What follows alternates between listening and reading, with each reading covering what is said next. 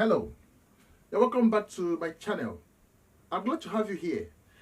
Today, I want us to look at most of the questions that WAEC asks based on this topic, linear momentum. Now, just before we start, please, if you have not subscribed to my channel, do me this favor, hit the subscribe button, hit the like button, and then share this video with your friends, because millions of people are writing WAEC this year.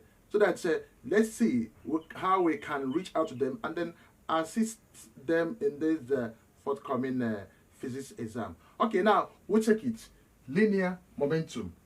Now, before we start, we need to give a definition of terms. These two keywords, linear and momentum. Linear, of course, linear means a straight line. That is the motion of a body along a straight line. Now, we talk of momentum. Momentum is nothing but the product of mass of a body and the velocity of a body. Therefore, now we can now say that momentum P is equal to the product of mass of a body and its velocity. Now, which is can be short formed as momentum P is mv. Now, the SI unit of momentum is can be derived using this equation. Since this equation says mv, now m is in kg and v is in meters per second. In other words, we can say that the SI unit of momentum is kg meters per second, or kg meters per second, either like this or like this. And of course, in WAEC, most times they will ask you to define social term or explain. Please, if you are asked to explain or define, don't just stop at the definition alone. You can, there is what you call additional information. This additional information is, tell us if that body is a scalar quantity or if it's a vector quantity. Tell us the instrument that can be used in the measurement of that body. Now, in this case, we can now say that yes, momentum is a vector quantity, because most times it can be represented with P with a bar above it. So it is a vector quantity. Now, this momentum also, of course, you know that momentum is a derived quantity. Based on this, it is a derived quantity. There are other. Now, we can now look at a review of Newton's laws of motion, because with this we enter into this, and then from here we now go into collision. Now there are three laws proposed by Isaac Newton with respect to motion. Now the first one says that yes, a body at rest remains at rest, and that in motion will continue to move in motion along a straight line with constant speed unless it is acted upon by an applied force. So in other words, what that law means that assuming we have a body, this body A, it is at rest. So if it is at rest, it will remain here forever unless an applied force is acting on it. Or if a force acts on A, then this body A will move. Now, for example, if A is in motion, let's say if it is descending, let's say an inclined plane. If it is rolling down on an inclined plane, no matter the distance, this ball will roll without stopping until an applied force is acted on it. Once a force acts on it, then it will now bring it to a halt, to bring it to a stop. If there is no force there, then it will continue to move. All right, now that is Newton's first law. Now, please note that there is what we call corollary. The implication of this Newton's first law is that if there is no force on a body, that body, the acceleration is zero. If there is no force, the acceleration is 0. Therefore, if this body is rolling down this inclined plane, if no force is applied to it, it will roll forever. Now, if it is on a smooth horizontal table at rest, it will remain there forever if no force acts on it. Now, let us look at this Newton's second law of motion. Newton's second law of motion states that the time rates of change of momentum is directly proportional to the applied force. The time rate of change of momentum is directly proportional to the applied force. Please note that most books have it that the rate of change of momentum of a body is directly proportional to applied force. Please, during marking, we have always reviewed that, and most of the books are beginning to adopt that. Please just know that here it is time rate of change of momentum, please, and not rate of change of momentum with time. They are two different statements, please.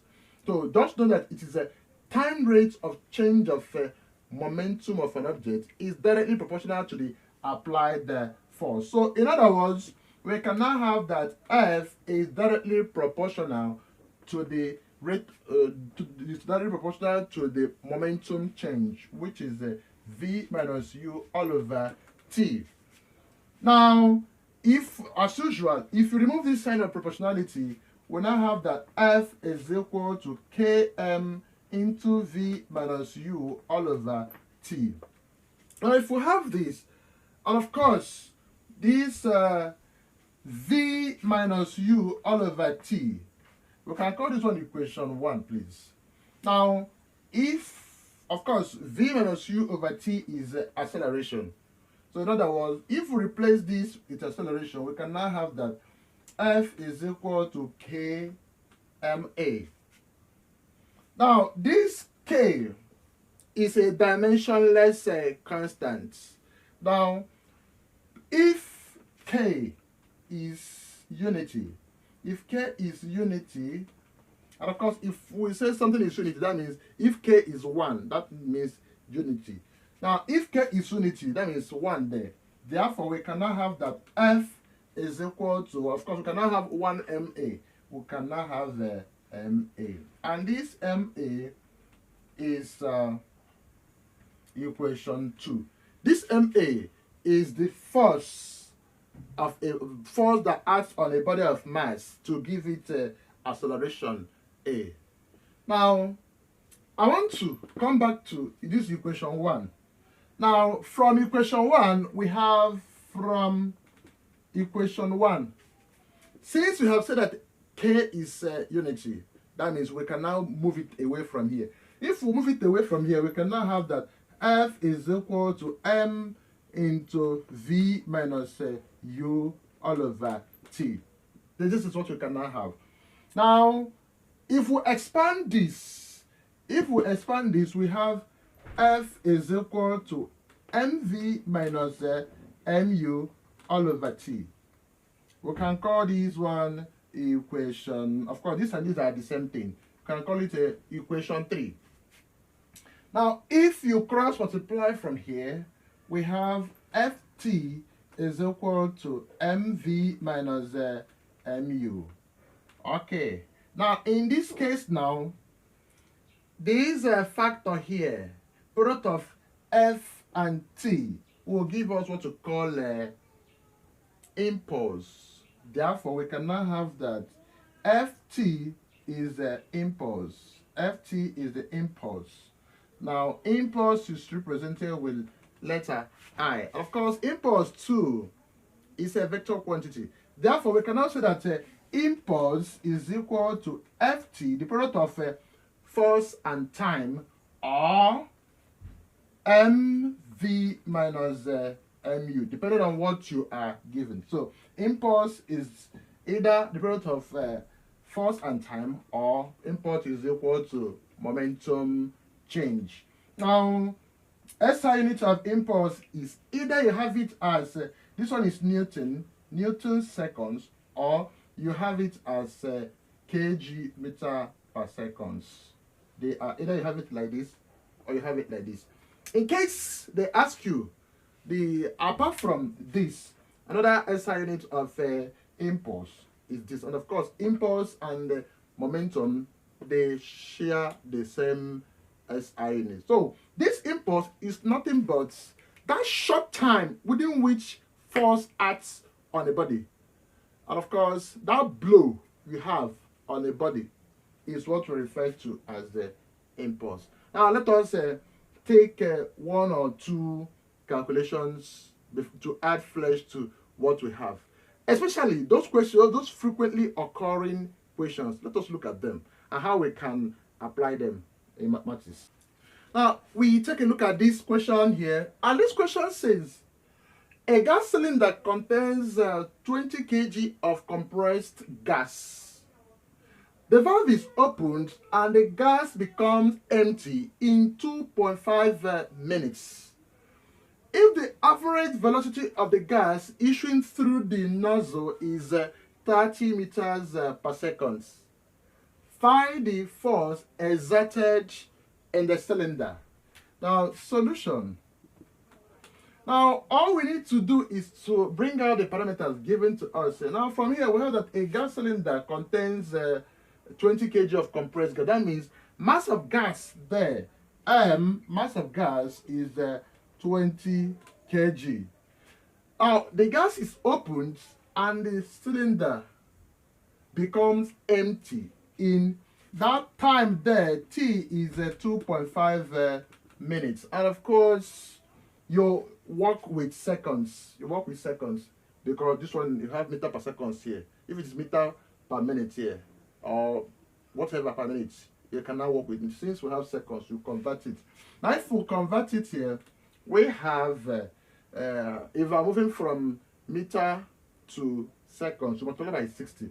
That means 2.5 multiplied by 60 will give us 150 seconds. Okay. Now, if the average velocity of the gas issued through the nozzle is this.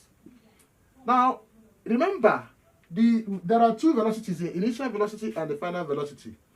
Initially, before the nozzle, before you open the nozzle of this cylinder, that gas was at rest. Therefore, initial velocity there is 0. Now, the final velocity is there, through which the gas was issued out, is 30 meters per second. Now we're looking for F. Of course, the only equation that can satisfy this problem is the one that says F is equal to M into V minus U all over T. Now if we substitute into this, we'll have that F is equal to mass of the gas is 20 multiplied by V. V is 20. Sorry, V is 30. Yes, V is 30 minus 0 all over 150. So which will give us 20 multiplied by, and of course 30 minus 0 is 0. So 20 times 30, 2 times 3 is 6. That means this, which will give us 2 times 3, 6, 0, 0 all over 150. Now 0 can cancel 0 there. We have 60 divided by 15. And 60 divided by 15, if you check your calculator, 60 divided by 15 will give us 4 Newton. So 4 Newton is the final answer, which is the force through which the gas was issuing out through that nozzle. Now we take another question. Let's look at this question. This question says, a body of mass 2 kg moving vertically upwards has its velocity increased uniformly from 10 meters per second to 40 meters per second in 4 seconds. Neglecting air resistance, calculate the upward vertical force acting on the body. Now, if this body is moving upwards, now we now have that mass of the body is 2 kg.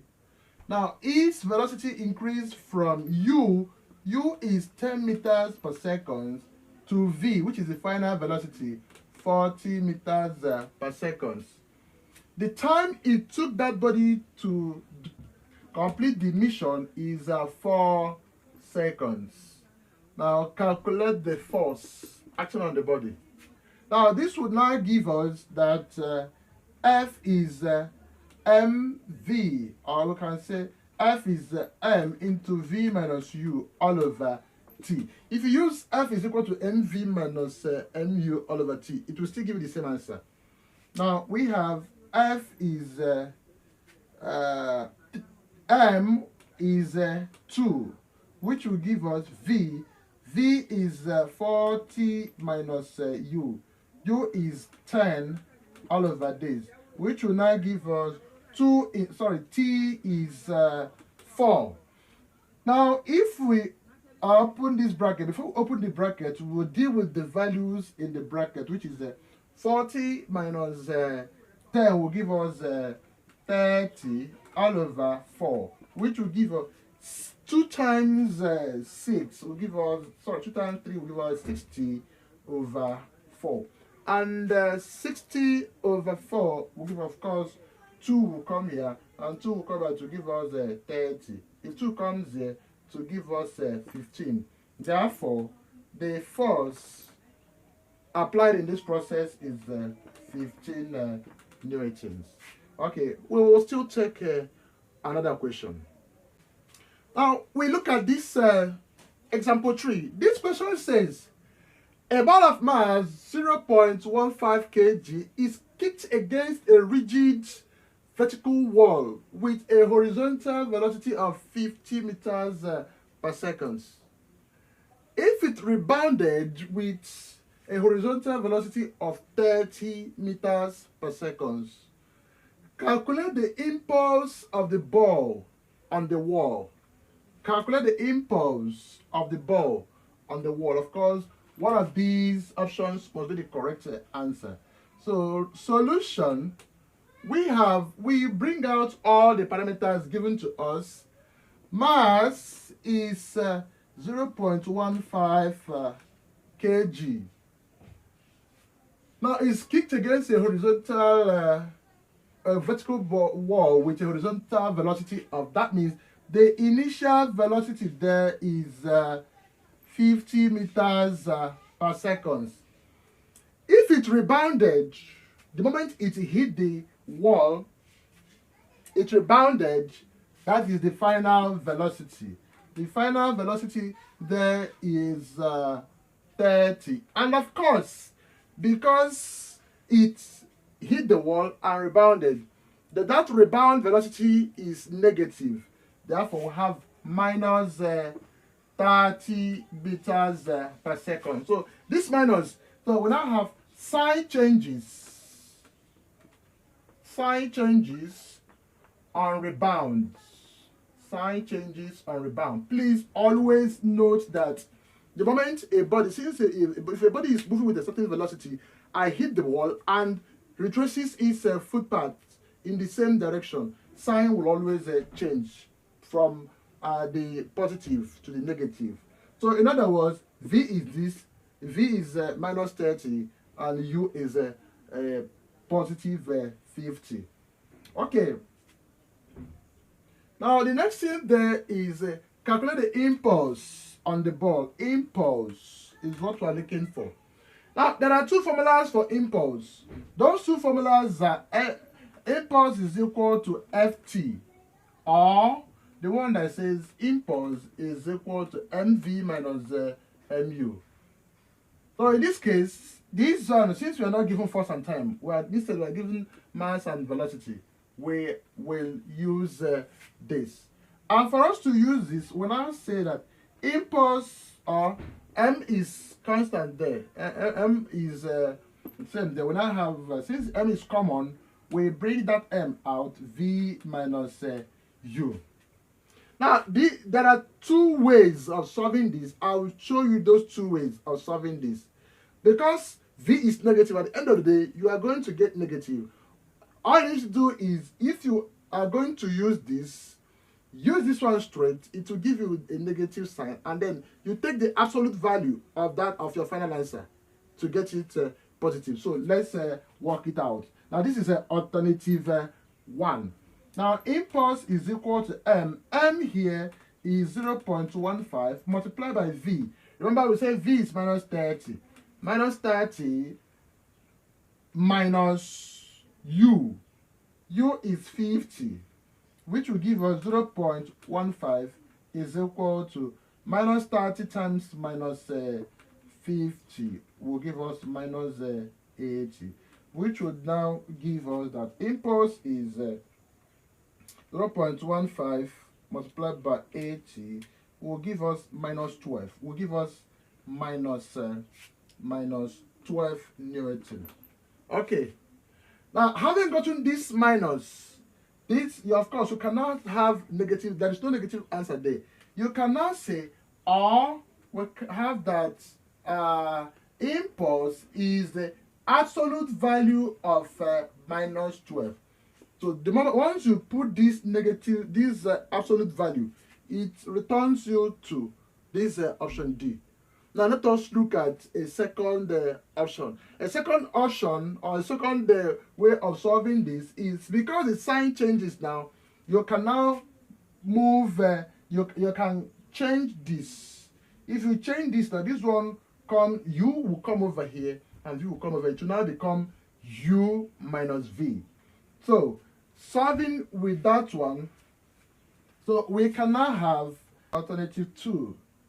Alternative 2 here, we can now, since impulse is m into v minus u, you can now interchange. If you interchange it, will have impulse is m into u minus v. If you use this, you will now get a positive answer. So on substitution we have I is equal to m is 0.15 multiplied by u. U is u is 50 minus v. V is minus 30, and that will give us 0.15 into 50. If you open this bracket, it gives you 30, and if it gives you 30, we now can take it off from here, that 50 plus 30 is 80. 80 times this. Therefore, 80 times 0.5 will give us so 0.15 multiplied by 80 will give us 12 Newton. 12 Newton seconds, please. Newton seconds. 12 Newton seconds. And of course, the correct answer option there is 12, which is option D. Please, once a body hits the wall with a certain speed and retraces its footpath in the same direction, at that point, the final velocity, or you can say the final velocity becomes initial, while the initial becomes the final, which is what we have just done here. But you must take care of that minus velocity there. Okay, we'll take another question. The last but not the least question on this session, we're going to look at this. The question says, a body of mass 2 kg moving at 5 meters per second collides with a wall and retraces its path in the opposite direction at 4 meters per second. If the time of impact is 0.1 seconds, calculate 1. Magnitude of change in the linear momentum of the body. 2. The magnitude of force experienced by the body due to the collision with the wall. Now, solution. As usual, bring out the parameters given. Now, we have that the mass of the body is 2 kg. Moving at, that is the initial velocity there. U. u is equal to 5 meters per second.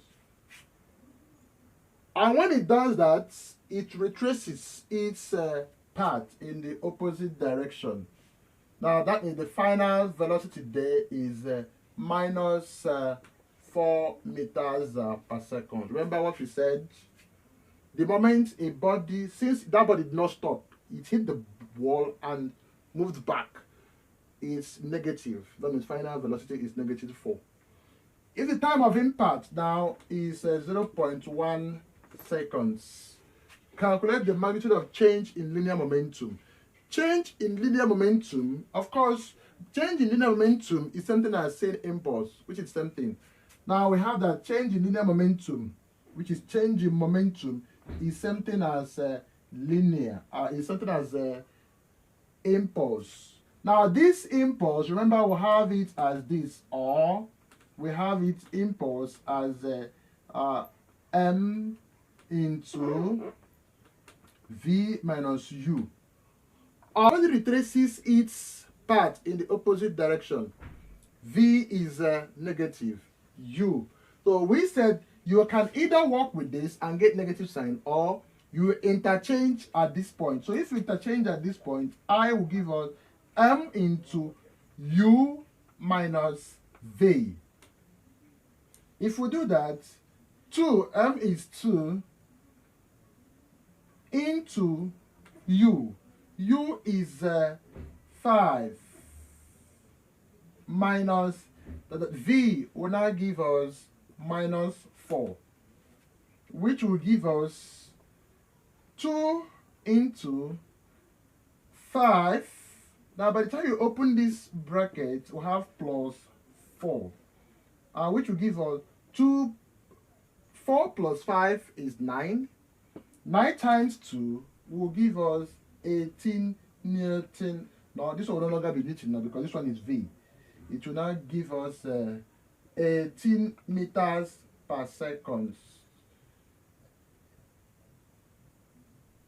So 18, it will now give us 18 kg meters per second. So this is the first question. Now the second question will going to look at the second question. Please permit me to clean up this board, but take note of this. So if we clean the board, the second question says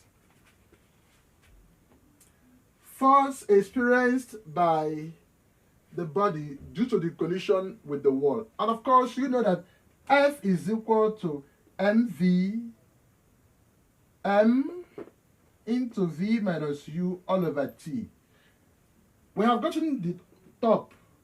The down one says, and of course, here t is 0.1. Since t is 0.1, we can now say f is, we have gotten the top, which is m into u minus v, because of this, because of the condition with which we use this, all over t. Now, which will give us, this upper one gave us 18 all over t. T is 0.1, which will now give us 18 over 0.1 will give us, press our calculator, it will give you 180 Newton. That is what it will give you. Or if you still want to solve it like this, if you want to solve it instead of putting this value, you can do that. You take f is equal to m.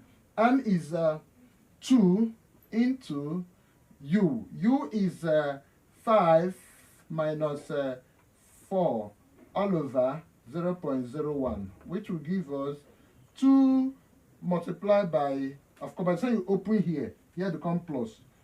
5 plus 4 will give you 9. 9 times 2. So it will now give us 9 here all over 0.1, please, not 0.01. We now have 18 all over 0.1. It will give us 180 Newton. So either you move back to solve, or you just substitute the former one. Since it is a continuing